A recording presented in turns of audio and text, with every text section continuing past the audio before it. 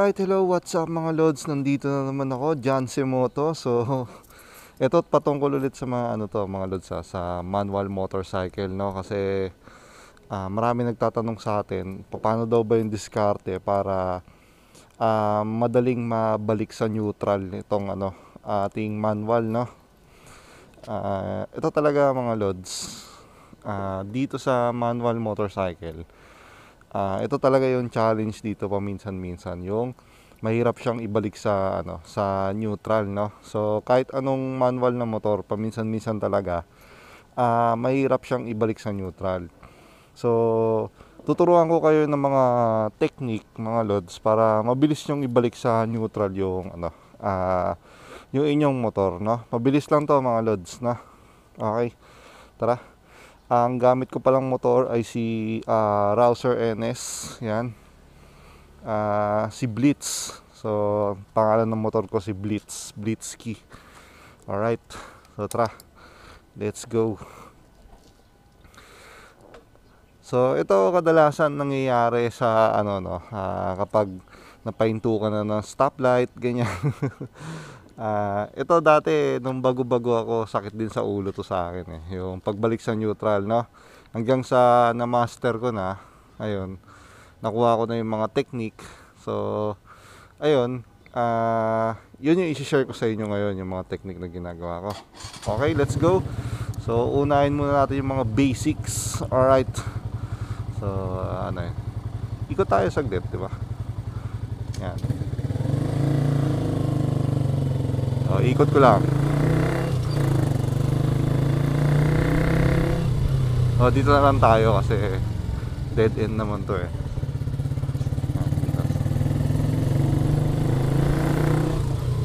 So, yun, hinto tayo doon sa dulo. So, ito technique, unang technique. So, bago kayo huminto, magandang ibalik nyo sa first gear sabay neutral. Yan o, diba? Napasok ko kaagad. So, yan yung isang technique ko. 'Di ba? Bago kayo huminto, balik na sa first gear, tapos neutral. Ngayon, kung ayaw naman nun, ulitin natin. Kung ayaw nun, okay, para makita nyo, gawa tayo ng pasok tayo na hanggang third gear. Sige, diretso tayo. One way kasi ito sa amin eh. Yun, tara. Yan, third gear. So, hinto ko. Yan. So, bago huminto, balik first gear. Tapos bomba. Tapos neutral. Yan, di ba? Yun, pasok agad. So, yun yung isang step. Isang paraan, no? Isa pa. So, paano kung di mo kaagad na balik, no? Bigla ka na pahinto. So, ganito lang yan, mga lods. Ayan, paano kung bigla ako na pahinto, no? Hindi ko kaagad na balik sa neutral. Ayan, ganyan. Yan, ayaw kumagat. Kunwari, ayaw kumagat. Yan. Gawin nyo, bomba konti, bomba, tapos abante nyo ng konti. Bomba, abante ng konti, tapos neutral. Ayun, pasok, di ba?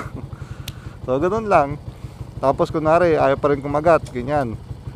Bomba ng 2 beses, abante, konti lang, tapos neutral. Ayan, ayaw na oh. Yun. Pag ayaw pa rin, bomba, sabay, pasok nyo kaagad sa neutral. So yun lang yung mga technique na ginagawa natin, no? So, tara, balik tayo. So yun, no?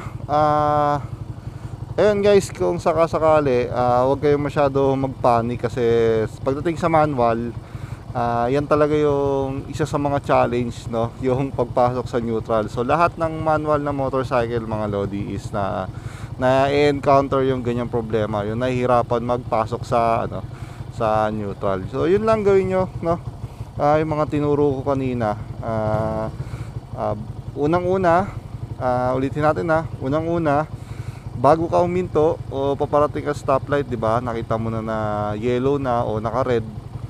Approaching ka ron, syempre hinto ka ron. So bago ka huminto, balik mo na neutral. Pero wag naman yung ang bilis pa ng takbo mo, binalik mo na kagad sa neutral. Yung bago ka lang talaga huminto, yun. Tapos next naman is yung kung ayaw pa rin, nakahinto ka na, ayaw pa rin pumasok, ipasok mo ng first gear, bomba, then neutral. Next naman, kung ayaw pa rin, pasok mo ng first gear, bomba, then abante ng konti, tapos neutral. Ayan, ginawa ko. Ayan, di ba? Ulitin ko ha. Yung pangatlo is balik first gear, lagay mo sa first gear. Yan. Bomba, tapos abante ng konti, sabay neutral. So, yun. Yun yung lagi kong ginagawa, no? Yung pangatlo. Then pang-apat naman, first gear, dalawang bomba, tapos abante ng konti, tapos neutral. Yun. Yan ginagawa ko naman yon kapag last na talaga. So tara, isa pa. Yan o.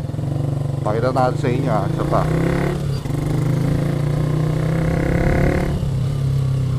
Dito tayo ulit, wala nang mga sakyan dito eh. Yan, kunwari papalapit ako, pahinto na ako. So yan, bago ko minto, siyempre lalagay ko na ng first gear, tapos neutral, ayun, pasok na kagad. So hindi ko na problema yung neutral pag hinto ko, no? Diba? Pahinga kagad, diba? Ngayon kung ayaw pa rin pumasok, yan, ngari ayaw pumasok, no? Lagay first gear, bomba, pag ayaw, neutral, pag ayaw, first gear ulit, bomba, then abante ng konti, then neutral. So yun lang, basic, diba? Pero ang huling ko dyan, kapag ayaw pa rin, so lahat ng yun, tapos hirap ka pa rin palagi, baka nasa clutch mo na yon. So baka sobra na sa adjust yung clutch mo, o sobrang baba, sobrang taas.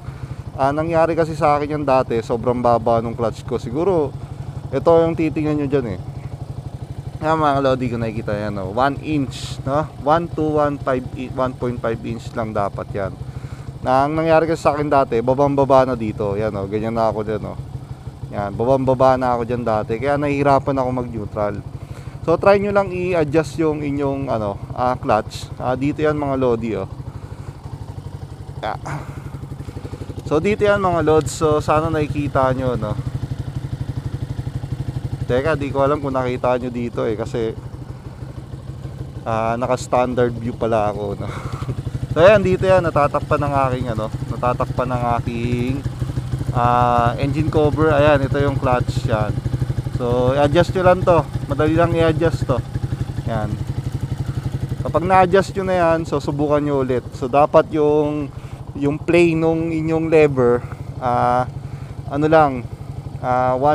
inch ito. Yan o, yung dito.